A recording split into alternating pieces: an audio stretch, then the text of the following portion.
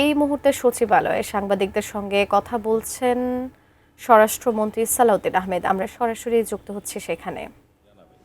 আমরা যাই করব আইন মেনে এবং আদালতের রায়কে মাথায় রেখে সম্মান জানিয়ে আমরা বিধি মোতাবেক করার চেষ্টা করব। ধন্যবাদ। আমরা তো আজকে আছি, গতকালকেরটা তো পত্রিকায় এসে গেছে। আমরা ওই বিষয়ে কোনো প্রেস ব্রিফিং করিনি, ওই বিষয়ে আমরা কোনো প্রেস ব্রিফিং করিনি।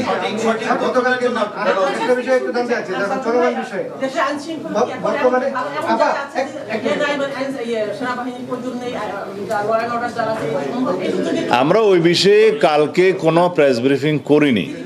তারপরেও দুই একটা পত্রিকায় যেগুলো নিউজ এসছে আমি দেখছি, যেমন আমার দেশে বোধহয় একটা নিউজ এসছে। আমাদের একটা সরকারি পর্যায়ে নীতিগত সিদ্ধান্ত হয়েছে যে আমরা অনির্দিষ্টকালের জন্য সেনাবাহিনীকে মাঠে আইনশৃঙ্খলা পরিস্থিতি নিয়ন্ত্রণের কাজে রাখতে পারবো না। নির্বাচিত সরকার, রাজনৈতিক সরকার দায়িত্ব গ্রহণ করেছে। আমরা পুলিশ বাহিনীকে একটা সুশৃঙ্খল অবস্থায় ফেরত নিয়ে আসতে পেরেছি বলে আমাদের এখন বিশ্বাস জন্মেছে, জনমনেও বিশ্বাস জন্মেছে। তো সেই অবস্থায় আমরা পর্যায়ক্রমে মাঠ থেকে সেনাবাহিনীকে প্রত্যাহার করার জন্য উদ্যোগ নিচ্ছি, এই কথা সত্য।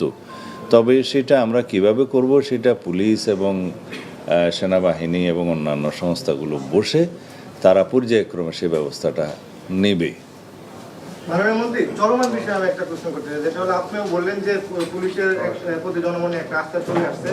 এখন কিন্তু বিশেষ অভিযান চলছে চাঁদাবাজের বিরুদ্ধে, কিন্তু আমরা কোনো গডফাদারকে আইনের আওতায় আনতে দিচ্ছি না। গডফাদারদেরকে, চাঁদাবাজের গডফাদার যারা, তাদেরকে সময় যে শেষ হয়ে যায়নি।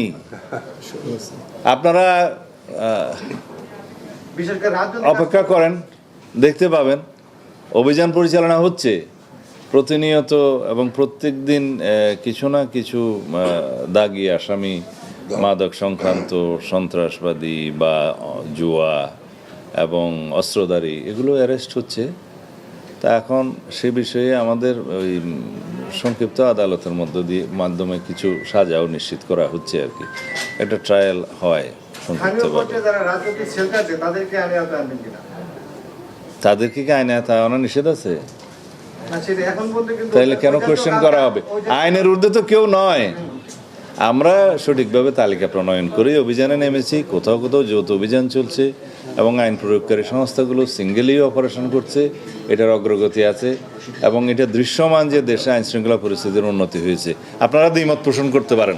ধন্যবাদ।